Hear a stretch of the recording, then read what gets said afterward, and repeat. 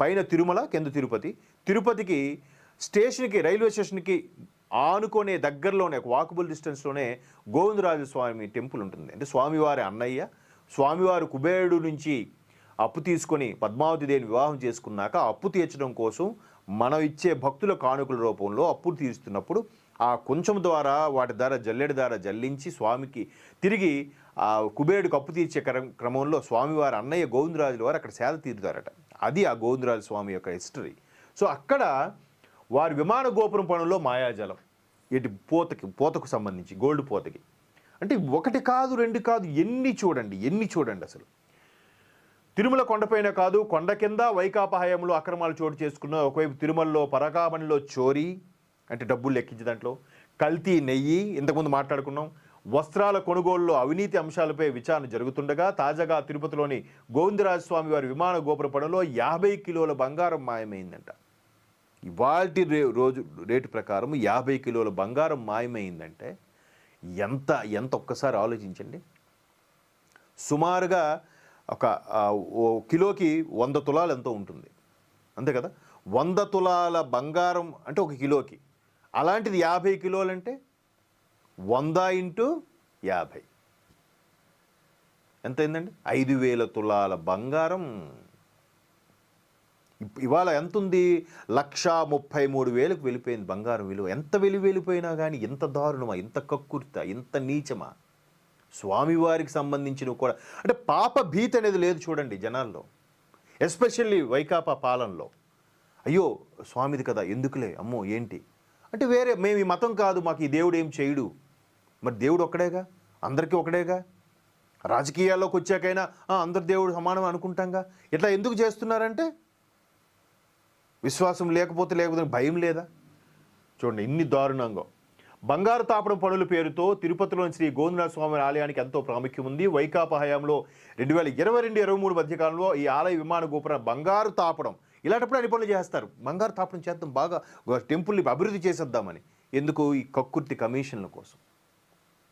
చాలా అంటే ఇవన్నీ కూడా చదువుతుంటే ఇంకా ఒక్క 5 ఏళ్ళకి ఎంత విస్ఫోటనమా, ఎంత దారుణమా, ఎంత నీచమా, రాష్ట్రాన్ని ఇంత అధోగతి పాలు పట్టించాలా. ఒకటి కాదు, రెండు కాదు, ఎన్ని. అసలు నిజంగా వీళ్ళన్నీ కూడా స్కాములన్నీ కూడా అరెస్టులు కానీ చేస్తే, ఆయన ఎవరు, రాజమండ్రి ఎమ్మెల్యే ఆదిరెడ్డి గారు అన్నట్టుగా ఎక్స్ట్రా జైలు కట్టించాలి. అంతమంది ఉన్నారు ఇక్కడ. దానికి మరలా ఆ మాజీ ముఖ్యమంత్రి సపోర్టు ఎంత ఉంది? దాన్ని జస్ట్ $9, 72, $9 ఏంటి, 72,000 ఏంటి, లెక్క ఇప్పటికీ నాకు అర్థం కావట్లేదు. కానీ అంతే కదా. 100 కోట్లు ఏముంది పెద్ద? 100 కోట్లు ఆయనకి స్కామ్ కాకపోవచ్చు, ఆయన రేంజ్కి 100 కోట్ల ఎంతమంది జీవితాలండి 100 కోట్లు అంటే. సో అంత సింపుల్గా ఆయన ఎలాగ సమర్థిస్తాడు అసలు, ఎంత ఓపెన్గా. అంటే ఇంకా అది ఇష్టపడే మహానుభావులు గొర్రెలు ఉన్నాయన్నమాట ఇంకా. అందుకే ఆయన ఆ వాళ్ళని ఉత్తేజపరచడం కోసం ఇలాంటి స్టేట్మెంట్స్ ఇస్తున్నాడేమో ఆయన. ఇలాంటి ఎన్ని దారుణాలు చూడండి. బంగారు తాపడం చేసిన తిరుమల తిరుపతి దేవస్థానం 100 కిలోల బంగారం కేటాయించి ఇందులో భాగంగా 9 పొరలతో తాపడం చేయాల్సి ఉండగా 9 లేయర్స్తో పోత మీద పోత వేయడం వల్ల 2 పొరలతో సరిపెట్టి దాదాపు సగం బంగారాన్ని మాయం చేసినట్టు ఆరోపణలు ఉన్నాయి.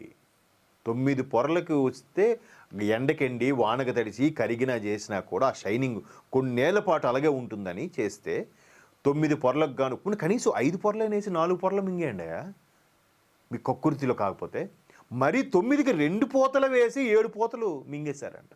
ఇందులో ఎంతమంది హ్యాండ్ లేకపోతే అంత ధైర్యంగా సామాన్య వర్కుడు చేయడు, పోతకు చేస్తాడు చూసారా, ఆ కంసాలి పని, కంసాలి పని ఏదో అంటారు, వాడికే ఉండదు. వాడు పాప వచ్చానా కూలీ తీసుకుని వెళ్ళిపోయిన ఉంటాడు. ఈ పర్యవేక్షకుడు, ఈ ఆలయ అధికారులు, ఆ టైంలో గడ్డి తినే అధికారులు, వీళ్ళందరూ కూడా అసలు చూడండి ఎంత పోనీ అలా వచ్చింది. మీకు ఎఫెక్ట్ చూపించకపోవచ్చు, మీ తరతరాలకి అది కట్టి కుడిపేస్తుంది. అది ఎవరికి అర్థం కావట్లే. అర్థమైన బయటికి చెప్పడు. వాడికి ఇంకేదో నష్టం జరుగుతుంది, వాడి కుటుంబ పరంగా ఇంకేదో అవుతుంది. అయిన తర్వాత నా కర్మరా బాబు, బ్యాడ్ టైం రానేస్తాడు. రే నువ్వు ఇట్లాంటి పనులకు పూనుకున్నావు కాబట్టి నీకు అక్కడ అది జరిగింది అని ఎప్పుడు రిలీజ్ అవుతారు? అవరు. బట్ ఇలాంటివి చూసిన తర్వాత అయినా అవ్వాలని అనుకుంటున్నాను. అప్పుడు కొద్దిమంది అయినా మారితే బెటర్.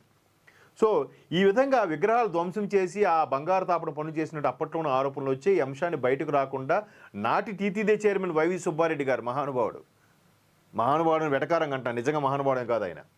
ఈవోగా ఉన్న ధర్మారెడ్డి జాగ్రత్త పడినట్లు సమాచారం. అది పేరుకే ఆయన ఈవో ధర్మారెడ్డి అని పేరు పెట్టుకున్నాడు. ఆయన ముందు చేర్చాలేమో అధర్మారెడ్డి. ఈ మధ్యకాలంలో కూడా విజిలెన్స్ ఎంక్వైరీకి వచ్చి తెలీదు, గుర్తులేదు, మర్చిపోయాడంట ఆయన. సో ఇన్ని అరాచకాలు చేస్తున్నా కూడా ఎంత నిర్భయంగా వాటిని వెనకేసుకొస్తూ మరికొద్దిగా నేర ప్రవృత్తిని, నేర చరిత్ర ఉన్న దుర్మార్గుల్ని ప్రేరేపించేలాగా ఎంకరేజ్ చేస్తున్నారు మాజీ ముఖ్యమంత్రి జగన్మోహన్ రెడ్డి గారు అన్నట్టుగా గతంలో కూడా మనం చాలా వీడియోలు, ప్రెస్ మీట్లు చూసాం. సో దీనికి నిజంగా ఆ స్వామి ఏడుకొండల వాడే చెక్ పెట్టాలని అనుకుందాం. చూద్దాం, ఆయన లీలలు ఎవరికి అర్థం కావు. Wait and see.